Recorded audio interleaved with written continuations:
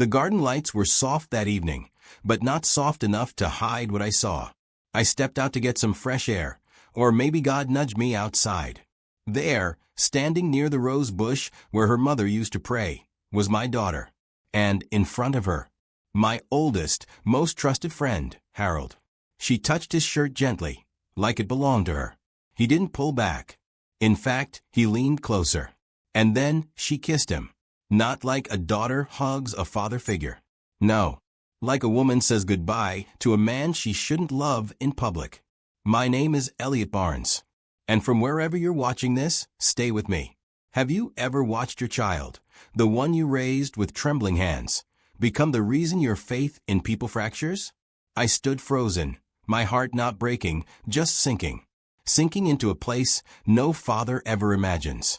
Harold was there the day she was born. Held her before I did. He cried when my wife passed, louder than I did. He called her his niece when no one was listening. And now he was holding her face in his hands. One night before her Nika, not to bless her, but to taste her. I didn't scream, didn't interrupt. I simply turned around and went back inside. My bones were shaking, but my face? Calm. There were too many guests, too many prayers, too many expectations stacked on my shoulders like bricks. That night I didn't sleep. I sat in my late wife's prayer room, quiet, holding her scarf, thinking, not about revenge, but about justice, dignity, silence, the kind of silence that crushes louder than words. In 12 hours, the imam would ask me, "Do you give your daughter away?" And I would, just not the way they expected. Because sometimes a father doesn't scream when he's betrayed. He simply shows up and lets the world reveal itself. And what I had to say, in front of the guests, the groom, the imam, and Harold himself, would turn the Nika into something no one would forget. The sun rose like nothing had happened. Birds chirped, neighbors bustled in and out of our driveway with gifts, and caterers carried silver trays like this was the most blessed day of my life. I wore my best suit, charcoal gray, with my late wife's brooch on the lapel. My beard was neatly combed. Not a trace of the storm inside me. My daughter, Camille, stepped out in her bridal dress. She looked radiant, but I couldn't unsee the night before. And Harold? He greeted me with that same old handshake. Firm, familiar, filthy now. I looked him in the eye. "Big day," he said. I smiled. For some more than others. He flinched. Only slightly, but I saw it. The ceremony began under the archway we built with our own hands. My daughter insisted on keeping it simple, traditional. Just close friends and family. Small Nika. Big hearts. They said it like that. But hearts were not big that morning. Mine was clenched. Tightly. The imam recited the verses. The guests nodded along, smiling, whispering blessings. And then came the question. "Do you, Elliot Barnes, give your daughter away in marriage?" The world stood still. Camille looked at me, tears of joy in her eyes. Harold stood behind the crowd, arms folded like a proud uncle. I stepped forward. Slowly, I took the microphone, and I said, "Before I answer that, I need to tell you a story." Silence. Last night I saw something. Something that shattered the bones of trust in my body. People shifted in their seats. My daughter Camille, the joy of my life, shared a moment with a man in this very garden. A man I trusted more than my own brothers. Groom's face tightened. Harold stopped breathing. I looked at her. That man was Harold. Gasps. Whispers. A chair scraped loudly. I continued. They thought the night could hide their truth. But the dawn is loyal to the righteous. Camille's smile faded into disbelief. I turned to the imam. "No, I do not give her away, because I raised her with dignity, not deception." Then I turned to Harold. "As for you, may God forgive what I cannot." I left the microphone on the floor and walked away. What followed behind me? Cries, shouts, questions. But I didn't look back, because some exits are louder than slaps. I didn't go far. I just walked to the edge of the garden, where my car waited in the shade. The same old Ford I'd taken Camille to school in year after year. I sat inside, closed the door, and for the first time in years, I wept. Not the loud, dramatic kind. The quiet kind. The kind where your whole chest tightens, but not a sound escapes. The kind that only a father knows when he realizes his daughter has grown into a stranger. My phone buzzed. A message from Camille. Dad, please don't do this. Then Harold. We can talk, Elliot. We're both adults. Both adults. The audacity. I stared at their names, the two people who had just broken the one sacred thread I had left in this life. My wife, God rest her soul, had once told me the worst betrayal isn't when someone leaves. It's when they stay and hide the truth. And that's what they had done. Pretended to stay. Pretended to love. Pretended that I didn't matter. I started the car, but I didn't drive. Instead, I opened my glove box and pulled out the envelope I had tucked away for years, my will, updated just a month ago, giving Camille full ownership of the lake house, the retirement fund, even my coin collection. It all felt so foolish now. I tore it in half. Then I called my lawyer. Frank, I need to make urgent changes. Today. He said, Elliot, everything all right? I said, not really, but it's about to be. I returned home that evening to an eerily silent house. Camille's wedding dress hung across the sofa, like a ghost of what should have been. On the kitchen table, a letter. From her. She'd moved in with Harold. And just like that, my daughter, the girl I raised with bedtime stories and packed lunches, had chosen a man old enough to be her second father over the only father she ever had. But you see, she may have written her name on a new mailbox. But I was about to write mine on something far bigger. Because this story was no longer about betrayal. It was about legacy. And sometimes, legacy speaks loudest when you erase the names that no longer belong. The next morning, I walked into the county office with a fresh envelope. Good morning, I said to the clerk. I'd like to update my deed records. She took my ID and scanned it. The lake house, she asked. I nodded. That, and the land around it. In less than an hour, Camille's name vanished from every legal document, replaced with a new one. Not mine, but my late wife's sister, Mary. A woman Camille barely knew. A woman who once offered to take Camille in when her teenage tantrums grew violent. Camille had laughed in her face back then. Now Mary owned everything Camille thought would be hers after my death. Back at home, I stood by the fireplace and stared at the photographs lining the mantel. Camille in kindergarten, missing front teeth and clinging to a teddy bear. Camille at 17, holding her acceptance letter to university. And one in the center, a photo of me, Camille, and Harold fishing by the lake. His arm around us both. A moment frozen in time. I picked it up, studied it.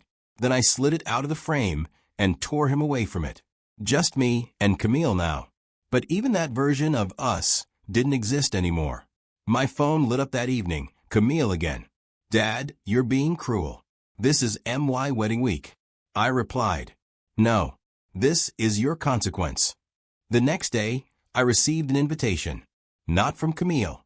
Not from Harold. But from my neighbor, Tom. He was hosting a post-wedding brunch for the neighborhood. Apparently, Camille and Harold were planning to show off their new marriage like a trophy on a mantle. I RSVP'd, yes. But I wasn't going to attend empty-handed. I spent the night printing 40 copies of something I had quietly documented over the last 2 months. Timestamps, messages, CCTV screenshots. All showing Harold's visits to our home while I was away, long before Camille ever called off her engagement to another man. Oh yes, there had been another man. A kind soul named Brian. But he was just a cover. Harold had always been the plan. And now it was time for everyone to see what kind of plan it truly was. The backyard was decorated with white balloons, peach-colored streamers, and a table full of quiche and fruit salad no one seemed to be eating. Camille stood by the patio, laughing too loudly at something Harold whispered in her ear. Neighbors murmured congratulations. Someone popped champagne. And then, I arrived. I didn't bring a smile or a gift, just a plain brown envelope in my hand. Dad, Camille said, face tightening. You actually came. I said I would, I replied calmly. Harold extended his hand like we were still friends. I looked at it, then looked at him. He lowered it awkwardly. Tom, the host, stepped forward. Glad you could make it, Gregory. I nodded. I brought something for the guests. Just a little timeline. I handed the envelope to Tom. Please pass these around. Camille's smile wavered. Dad, what are you doing? But it was too late. One by one, neighbors unfolded the papers. Pages with dates, messages, surveillance shots, printed transcripts, a compiled truth. A neighbor gasped. Another whispered, that's Harold on their porch 2 months before the breakup? Someone else added, wasn't Camille engaged to someone else back then? Camille's face drained of color. Dad, how could you?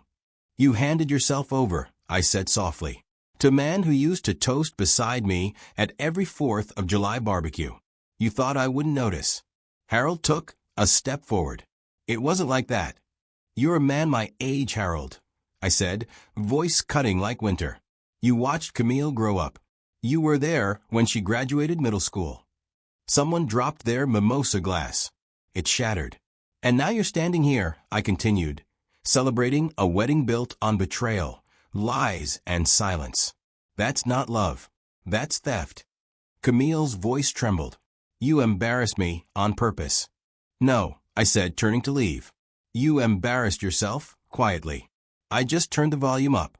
As I walked out, no one stopped me. Not even Tom. Not even Camille. The party behind me didn't sound like a celebration anymore. It sounded like confusion, judgment, shame.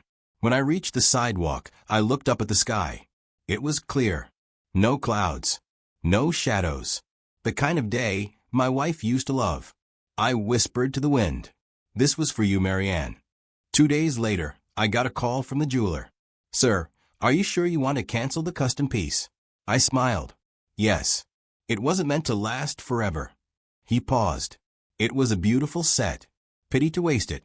I don't believe in wasting symbols, I said. Just in giving them to people who deserve them. I hung up. That same afternoon, I walked past City Hall and saw Harold standing outside, alone, fidgeting with his tie. His face was pale.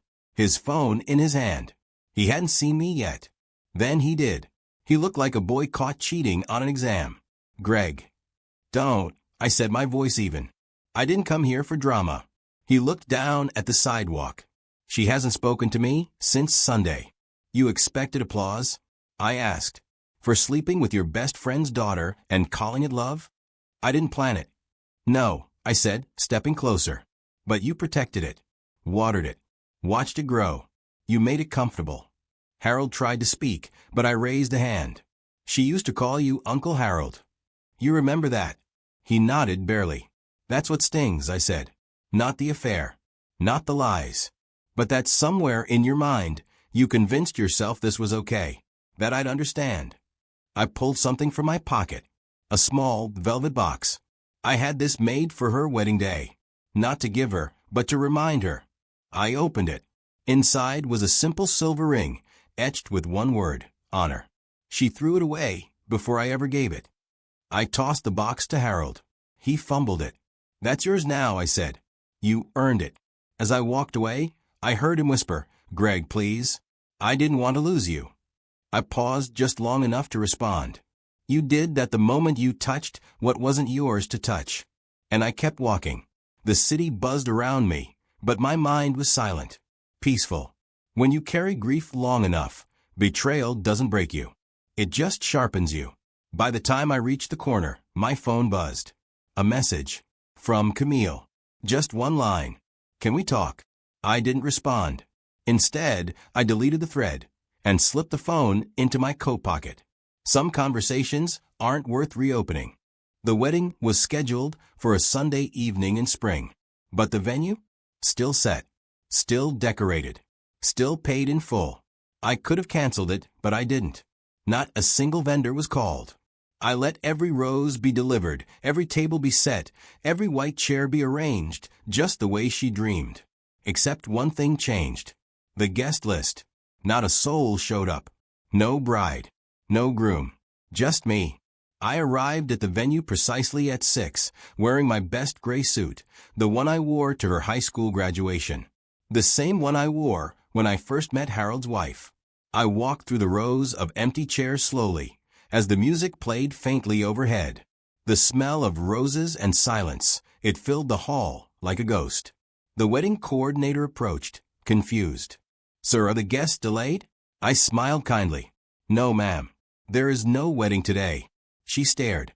"Then why?" "Because broken vows deserve a witness," I replied. I walked to the front, stood where the groom would have stood. I imagined her walking down the aisle, radiant, innocent, unaware that she'd handed her future to a man who once stood behind me, not beside her. And I said out loud, softly, "This is the part where I would have given you away."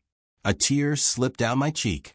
But I already did, years ago, when I trusted him. I reached into my coat and pulled out 2 envelopes. One was labeled Camille, the other, Harold. I left them on the altar. Inside hers a letter, no rage, no curses, just memories. Reminders of who I was, and how deeply her silence cut deeper than any betrayal. Inside his, a photograph. The 3 of us, from years ago. A barbecue. She was 12. He was smiling. I was laughing. On the back of that photo, I'd written, "You knew exactly who she was. And you chose her anyway." I turned to the back of the hall and took one long look at the untouched chairs, the untouched cake, the untouched life. Then I whispered, "Goodbye, baby girl," and I walked out. As I shut the grand doors behind me, the echo felt like thunder. Not every wedding ends in applause. Some end in silence, and some in justice. A month later, the house was quiet. The wedding gifts remained unopened. Her dress still hung in the back closet, untouched, wrapped in a plastic cover, like it was waiting for forgiveness. But forgiveness had a cost, and silence was mine to keep. Camille tried reaching out once. A single message. "Dad, I'm sorry." I didn't reply. Harold never did try.